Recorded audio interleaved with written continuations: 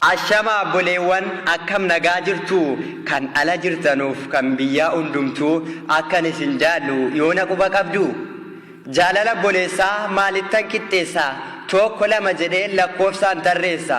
Afrikaadhaa ka'ee Awurooppaaf Eeshiyaa Ameerikaas ilaalee ijoollee Minisootaa akkam nagaa jirtu barri maal fakkaata akkam nu dagataa nu keessa jiraataa dura Ameerikaawaa doolaara barbaada akkanaan hin jenne ijoolleen Eeshiyaa kan Suudii Arabiyaa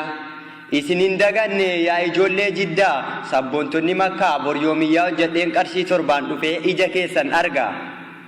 maaloo nan dagadhe Oromiyaa kiyya biyya sheetaaf margaa maaltu keessa dhibe yeroo ijaan ilaalan jiisaan damma ta'ee dhangala'ee baqa maal inirraanfanneem sabboontuu Dubaayii hojiin maal fakkaata lafti immoo Gubaayii dhiiras hin daganne wallaahi billaahi shamaratti caalaa barsabni Dubaayii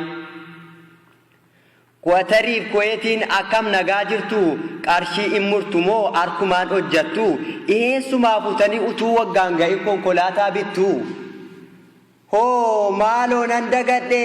Keeniyaaf Suudaanii nuti gurraachomnaan nurra dabarfattee gurbaan salphoon suni gaaf tokko naddaan akkanaan hin jenne allammii keessanii biyya tokkotu jirti oomaan kan jedhamtu ijoolleen kennallee baay'inaan hin dhaqxu tokko jirti kan achitti argamtu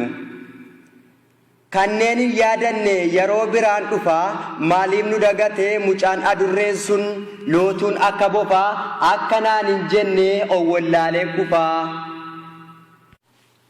Ashama boleewwan akkam nagaa jirtu kan ala jirtanuuf kan biyyaa hundumtuu akkan isin jaallu yoona quba qabdu jaalala boleessaa maalittan qixxeessaa tokko lama jedhee lakkoofsaan tarreessa